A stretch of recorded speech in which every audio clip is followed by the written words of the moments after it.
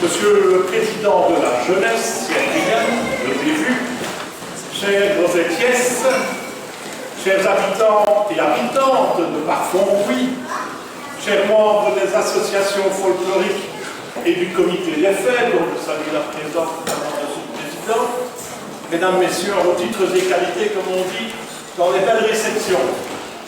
Je tiens tout d'abord à vous remercier d'avoir associé l'administration communale à ce bel anniversaire et d'avoir choisi cette belle salle qui est à la culture et au folklore ce que notre Église est aux croyants, s'il en reste bien sûr.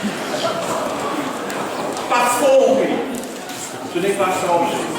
C'est quand même 2 ans que j'ai fait le discours, donc excusez-moi, je me rattrape un peu. Parfois, oui, un charmant village proche de la capitale, des gens sympathiques, des champs avec heureusement encore quelques vaches, des paysages à couper le souffle, mais également un lieu de mémoire et de souvenirs douloureux pour bien des familles.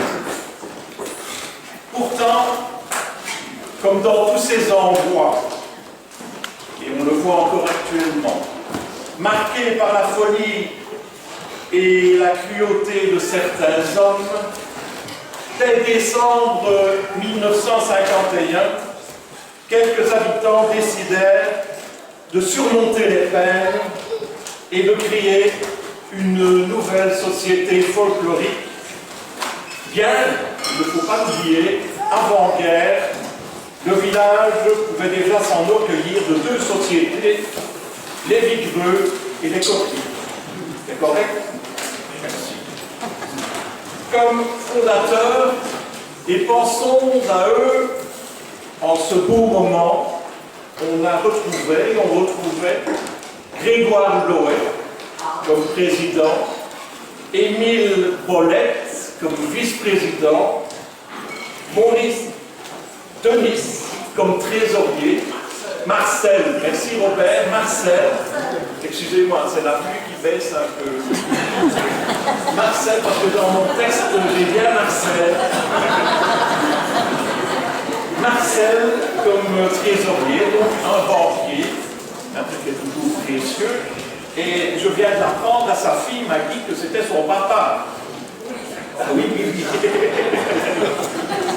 Sans oublier un certain monsieur Guillaume Teff, un patronyme bien répandu dans le village. Comme quelques années plus tôt, les Blancs-Moussis renaissantes également s'étaient appropriés un long nez et les géants, nos sympathiques fondateurs se tournèrent vers des Rosettiès, en carton moulé et en provenance de peine, mais parfaite bilingue.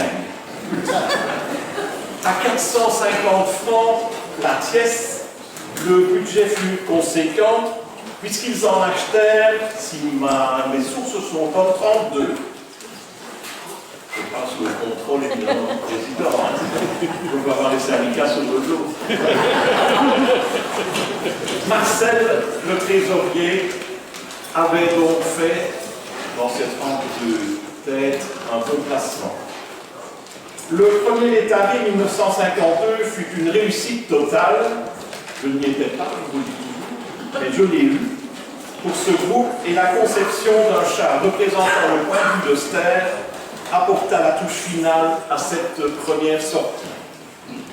70 ans après, le groupe a gardé les traditions et peut fièrement souffler toutes ses bougies. La dynamique dans le village était lancée et d'autres manifestations connaissent alors un grand succès, la fête ou les fêtes maintenant, puisqu'il y en a 2, le grand feu, toujours centré évidemment autour de l'âme du village, la salle, le carrousel lors de la fête, toujours bien fréquenté, le jogging, que je n'ai pas eu l'occasion de faire et que je pense que, pour certaines raisons, je ne ferai jamais.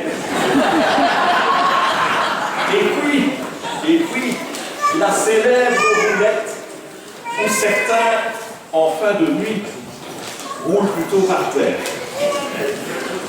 C'est ce qu'on m'a raconté. Sans oublier, évidemment, la jeunesse, sans oublier, évidemment, l'attachement que tous les habitants portent à la chapelle Sainte-Lucie, et précisément les chevals des travaux, l'enfant du coin, qui ne manque jamais de s'y rendre en pèlerinage la veille de chaque élection.